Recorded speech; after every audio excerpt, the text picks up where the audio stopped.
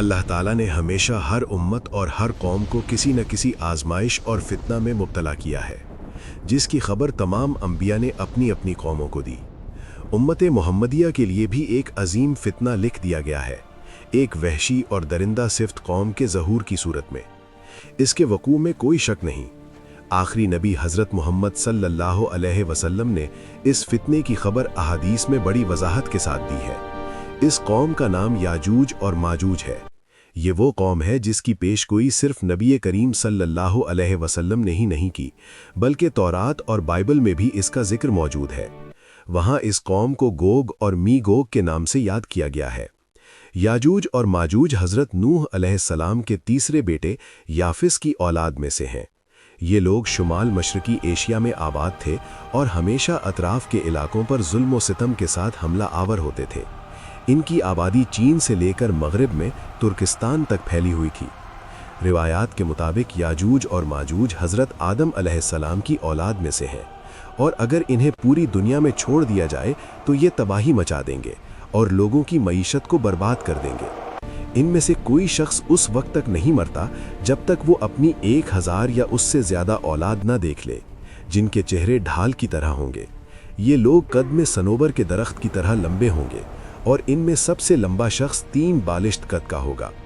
جو بھی جاندار چیز ان کے پاس سے گزرے گی وہ اسے کھا جائیں گے۔ بہار کے موسم میں اپنی غاروں سے نکلیں گے اور سبز پتے کھا جائیں گے۔ ان کے ناخن اور دانت درندوں کی طرح ہوں گے۔ ہزاروں سال پہلے زمین پر اللہ کے ایک نیک بندے کی حکومت تھی جو ذوالقرنین کے نام سے معروف ہے۔ اللہ تعالیٰ نے ذوالقرنین کو زمین کے ایک بڑے حصے پر حکومت عطا فرمائی۔ انہوں نے مشرق اور مغرب دونوں سمتوں کا سفر کیا۔ مورخین کے مطابق قرآن مجید میں جنہیں ذوالقرنین کہا گیا ہے وہ دراصل ایران کے عظیم بادشاہ خورس تھے، جو سائرس اعظم کے نام سے بھی مشہور ہیں۔ جب ذوالقرنین شمال کی طرف سفر کرتے ہوئے مشرقی ترکستان اور منگولیا کے علاقوں سے گزرے تو وہاں 2 بڑے پہاڑوں کے درمیان ایک علاقہ آباد تھا، اور ان پہاڑوں کے دوسری جانب یاجوج اور ماجوج رہتے تھے۔ لوگوں نے ذوالقرنین سے شکایت کی کہ یہ قوم بار بار حملہ آور ہو کر فساد پھیلاتی ہے۔ چنانچہ حضرت ذوالقرنین نے ان 2 پہاڑوں کے درمیان ایک مضبوط دیوار تعمیر کی، جو لوہے اور پگھلے ہوئے تانبے سے بنائی گئی تھی۔ تعمیر مکمل ہونے کے بعد انہوں نے اللہ کا شکر ادا کیا اور لوگوں کو بتایا کہ یہ دیوار ایک مدت تک حفاظت کرے گی، لیکن ہر چیز فنا ہونے والی ہے۔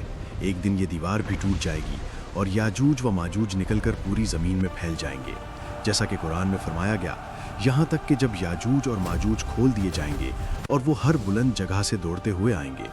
حضرت ابو ہریرہ رضی اللہ عنہ سے روایت ہے کہ رسول اللہ صلی اللہ علیہ وسلم نے فرمایا، وہ دیوار کو توڑ کر لوگوں پر نکل آئیں گے اور تمام پانی پی جائیں گے۔ لوگ اپنے آپ کو گھروں میں بند کر لیں گے، وہ ہر ٹیلے سے دوڑتے ہوئے آئیں گے۔ ان میں سے ابتدائی لوگ ایک سمندر سے گزریں گے اور اس کا سارا پانی پی جائیں گے، اور جب آخری لوگ وہاں سے گزریں گے تو کہیں گے یہاں کبھی پانی ہوا کرتا تھا۔ حضرت عیسیٰ علیہ السلام اور ان کے ساتھی محصور ہو جائیں گے، یہاں تک کہ ایک بیل کا سر تمہارے 100 دینار سے زیادہ قیمتی ہو جائے گا۔ وہ اپنے تیر آسمان کی طرف چلائیں گے اور اللہ تعالیٰ انہیں خون آلود کر کے واپس لوٹا دے گا۔ تب وہ کہیں گے ہم نے زمین والوں کو بھی مغلوب کر لیا اور آسمان والوں کو بھی۔ ایک روایت میں آتا ہے کہ یاجوج و ماجوج روزانہ دیوار کو توڑتے ہیں۔ جب وہ اسے تقریباً توڑنے کے قریب ہوتے ہیں اور سورج کی روشنی دیکھ لیتے ہیں تو ان کا سردار کہتا ہے باقی کل توڑیں گے۔ چنانچہ اگلے دن اللہ تعالیٰ اس دیوار کو پہلے سے زیادہ مضبوط کر دیتے ہیں۔ لیکن جب ان کی قید کی مدت پوری ہو جائے گی اور اللہ انہیں ظاہر کرنا چاہے گا تو اس دن جب وہ سورج کی کرنیں دیکھیں گے ان کا سردار کہے گا انشاءاللہ کل باقی توڑ دیں گے۔ انشاءاللہ کہنے کی برکت سے اگلے دن دیوار اتنی ہی رہے گی جتنی وہ چھوڑ کر گئے تھے۔ پھر وہ اسے مکمل توڑ کر باہر نکل آئیں گے اور زمین میں سخت قتل و غارت اور تباہی مچائیں گے۔ یہ سب قیامت کے قریب ہوگا۔ حضرت عیسیٰ علیہ السلام ان کی ہلاکت کے لیے دعا کریں گے تو اللہ تعالیٰ ان کی گردنوں میں کیڑے پیدا کر دے گا، جس سے وہ فوراً ہلاک ہو جائیں گے۔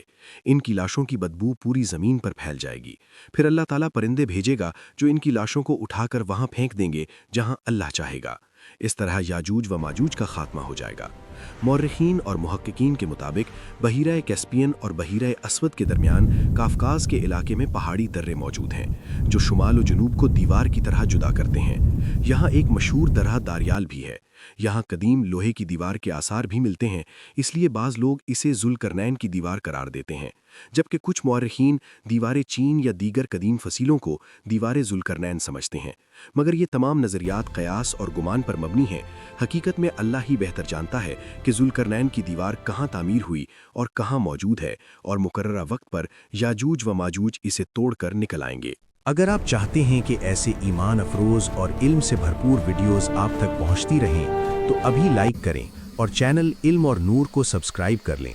جزاکم اللہ خیرن۔